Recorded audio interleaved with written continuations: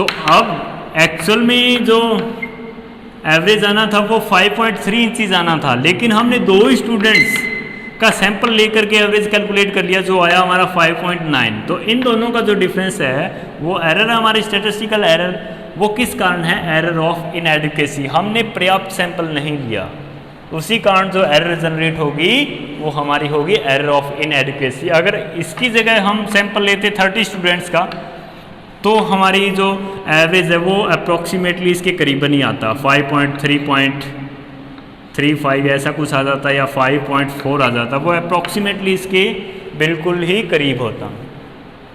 तो ये समझ गए आप सेकंड एरर, एरर ऑफ इनएडुकेसी।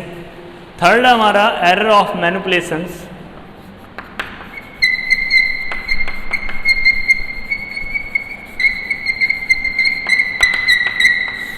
ये एरर जनरेट तब होती है जब आप रॉन्ग स्टैटिस्टिकल मेथड यूज़ करते हो एनालाइज करने के लिए डेटा को। जैसे अगर आपने रॉन्ग एवरेज यूज़ किया है तो उस कारण जो एरर अराइज हो रही है उनको हम बोलते हैं error of manipulations.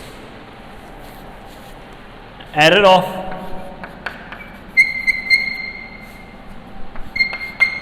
Interpretation. Error of interpretation कब अराइज होगी? जब आप उस रिजल्ट को जो आपने कैलकुलेट कर लिया स्टैटिस्टिकल मेथड यूज़ करते हुए उसको आप इंटरप्रेट कर रहे हो। तो अगर आप रॉन्गली उसे इंटरप्रेट कर रहे हो तो वो क्या है? Error of interpretations. इंटरप्रिटेशंस का एक एग्जांपल मैं आपको दे देता हूँ, आप किस तरीके से उसे इंटरप्रेट करोगे।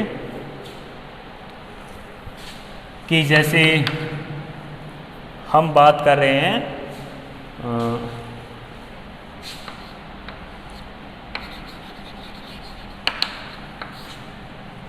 इंडिया में हाइट की अगर हम बात करें तो इंडिया में जो बेसिकली एवरेज हाइट है वो 5.9 या 5.7 इंचज़ के अप्रॉक्सीमेट ही आपको मिलेगी एवरेज हाइट, अगर हम बात करें जेंट्स की। तो ये इन दोनों के बीच में आपको एवरेज हाइट मिलेगी इंडिया में। अगर हम यही बात अफ्रीका के, साउथ अफ्रीका से रिलेटेड करें तो उनकी हाइट 6 फीट या 5.10 इन दोनों के बीच मिलेगी, 6 फीट या 5.10। तो अब अगर हम बात कर रहे हैं, हमने एवरेज निकाला एक, वो एवरेज हाइट आती है हमारी 5.8। तो अगर हम इसके बेस पे बिना ये चेक किए कि ये किस कंट्री की हाइट है, अगर हम इंटरप्रेट करते हैं कि ये जो उनकी एवरेज हाइट है वो अप्रॉक्सीमेटली क्या है? लोअर है, बिना ये जाने कि किस कंट्री की है, तो वो एरर ऑफ इंटरप्रिटेशन होगा। इसी तरीके से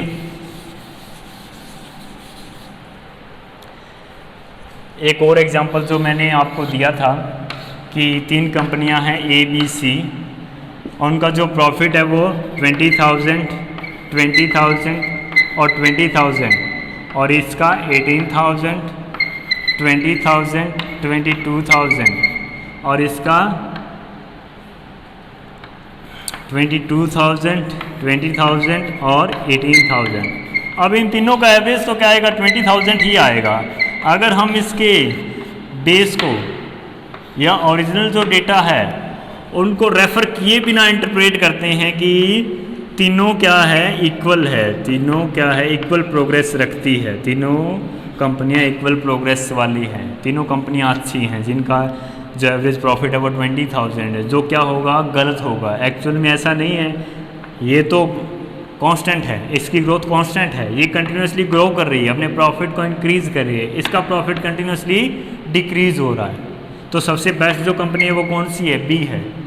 वो हमें कब पता चला? जब हम एक्चुअल में उसके बेस डेटा को स्टडी करते हैं। तो अगर हम ऐसा करते हैं इंटरप्रेट करते वक्त, अगर हम ऐसा करते हैं कि बिना ओरिजिनल डेटा को स्टडी किए ही हम इंटरप्रेट कर लेते हैं, तो वो भी जो एरर होगी वो हमारी क्या होगी? एरर ऑफ इंटरप्रिटेशन होगी। अब आपका नेक्स्ट टॉपिक है measurement of statistical error. Measurement of statistical error मैं आपको पहले ही बता चुका हूँ। इस तरीके से मेज़र करेंगे हम स्टैटिस्टिकल एरर को। Statistical error is equal to actual value minus estimated value. अब ये जो रिप्रेजेंट कर रहा है ये कर रहा है एब्सोल्यूट वैल्यू को, absolute value of statistical error. अगर आपको निरपेक्ष वैल्यू चाहिए किसकी, स्टैटिस्टिकल एरर की, तो आपके सामने जो मेथड है वो क्या है, statistical error is equal to क्या है, a माइनस ए किसको रिप्रेजेंट कर रहा है, एक्चुअल वैल्यू को ही रिप्रेजेंट कर रहा है, एस्टिमेटेड वैल्यू को।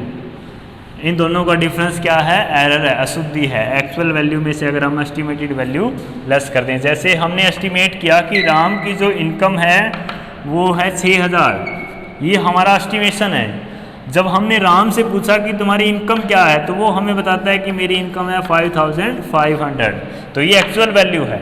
अब हमारी एरर कितनी थी, स्टैटिस्टिकल एरर, अगर इस एग्जांपल के हम कैलकुलेट करें एब्सोल्यूट स्टैटिस्टिकल एरर, तो एक्चुअल वैल्यू हमारी क्या है 5500, एस्टिमेट हमने क्या किया था 6000, तो हमारी जो एरर की वैल्यू आई वो कितनी आई, -500।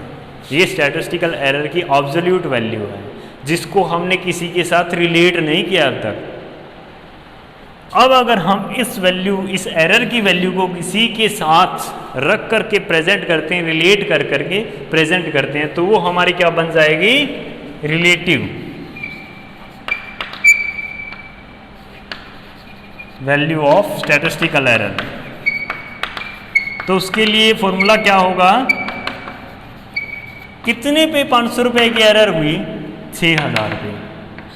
एस्टिमेटेड वैल्यू के अगर रिलेट में हम रिलेट करके इस एरर को प्रेजेंट करते हैं कि कितना हिस्सा था इसका, तो वो हमारी क्या कहलाएगी, रिलेटिव एरर। तो कैसे प्रेजेंट करेंगे हम, 500 डिवाइड बाय 6000, इससे जो वैल्यू आएगी हमारी वो क्या होगी, relative value of statistical error. तो यहाँ पे R E is equal to क्या होगा, A minus E divide by E. ये फॉर्मूला बन जाएगा, याद रखने की जरूरत नहीं है।